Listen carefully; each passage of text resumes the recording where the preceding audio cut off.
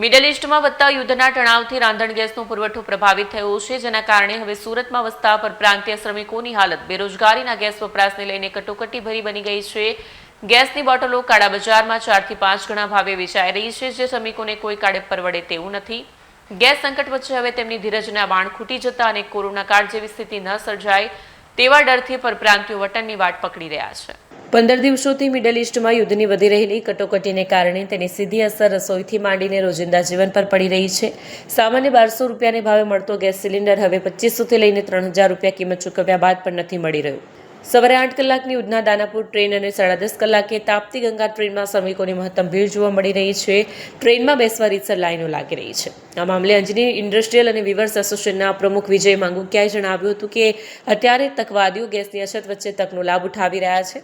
જે રીતે ભૂતકાળમાં કોરોના કાળમાં લોકડાઉન જેવી સ્થિતિ સર્જાઈ હતી, ત્યારે જે પરિસ્થિતિનું નિર્માણ થયું હતું અને કામદારોની જે તકલીફ પડી હતી તે ડરાઈ નહીં અને તેના માટે કામદારોએ વતનની વાટ પકડી છે। હાલમાં વિવિંગમાં જે સ્થિતિ સર્જાય છે તે જોતા 50% કામદારો અત્યારે તેમના ગામ તરફ જતા જોવા મળ્યા છે। ત્યાર પછી જે વિવિંગ ઉદ્યોગોની અંદર 30 થી 40 રૂપિયાનો ભાવ વધારો યાર્ડના ડીલરો દ્વારા ઝીંકી દેવામાં આવ્યો છે, તે પણ સ્થિતિ બગાડી રહ્યું છે। વિવર્સ પણ વિચારી રહ્યા છે કે કારખાના કેવી રીતે ચલાવવા।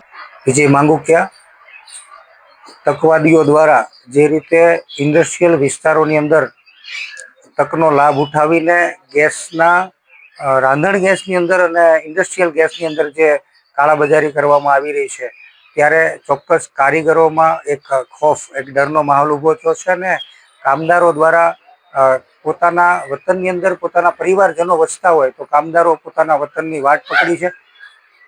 ઉપરાંત જે રીતે વિવિંગ ઉદ્યોગની અંદર વિવર્સો અને પડતા ઉપર પાટું છે, 30 થી 40 રૂપિયા જે ભાવ વધારો આપી અને યાર્નના પ્રતિ કિલો યાર્નની જે ખરીદી કરવી પડે છે, એ સ્થિતિનું પણ નિર્માણ થયું છે। અને લોકડાઉન દરમિયાન જે કારીગરોને મુશ્કેલી વેઠવી પડી હતી, એ મુશ્કેલી ફરી વખત ન વેઠવી પડે એવું વિચારીને કામદારો જ્યારે વતનમાં જઈ રહ્યા છે, ત્યારે ઇન્ડસ્ટ્રીઝ બંધ થવા તરફ આગળ વધી રહી છે। ત્યારે તંત્રને અને સરકારશ્રીને હું વિનંતી કરું છું કે આમાંથી ઉગારી લેવા અને ઇન્ડસ્ટ્રીઝ એન પ્રકારે ઇન્ડસ્ટ્રીઝ ચાલુ રહે એવો અમારો ભાવ છે, અમારો પ્રયાસ છે।